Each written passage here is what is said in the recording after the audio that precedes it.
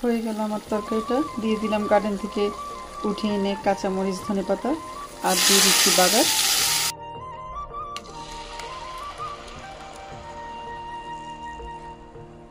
দিচ্ছি আমি এখানে হলুদ, মরিচ, ধনে, জিরে গুঁড়ো আর দিয়ে দিচ্ছি সাথে লবণ।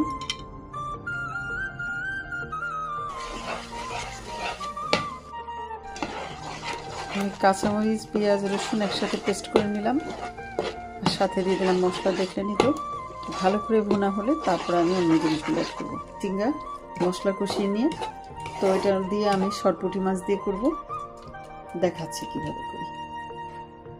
চিংড়া কষানিতে দিয়ে আমি চলে গেলাম গার্ডেনে, কয়েকটা আলু উঠিয়ে নিলাম। দেখতে পাচ্ছেন সব আলুগুলো এক সাইজের না, ছোট বড় মিলানো আছে। তো আমি কেটে নিলাম, আলুগুলোকে কেটে দিয়ে দিলাম। এবারে আমি ফ্রান্সে গেলে অনেক সবজি নিয়ে আসি, মাছ টাছ নিয়ে আসি, কিন্তু 1 মাস আগে আমাদের যাওয়া হয়েছিল আর সবজি আমার গার্ডেনেরও কিছু আছে, যেই কারণে অল্প অল্প করে সবজি নিয়ে আসলাম যাতে রান্না করে একবার করে খেয়ে ফেলতে পারি, রাখার জন্য না লাগে। এইভাবেই করে নিয়ে এলাম, অল্প অল্প করে নিয়ে আসছি। এগুলো অনেক নরম ছিল, ভালোভাবে হয়ে গেছে। এখন আমি দিয়ে দিচ্ছি মাছ ভেজে রেখেছি, সরপুঁটি মাছ।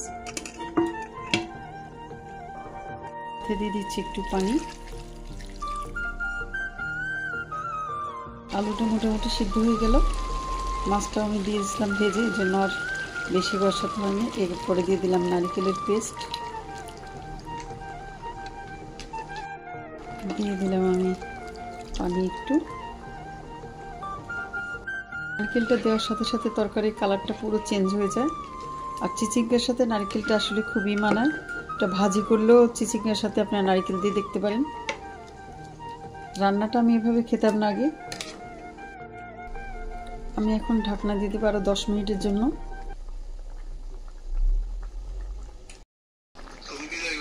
না, হয়ে গেল আমার তরকারিটা। দিয়ে দিলাম গার্ডেন থেকে উঠে এনে কাঁচামরিচ, ধনেপাতা আর দিয়ে দিচ্ছি বাগার।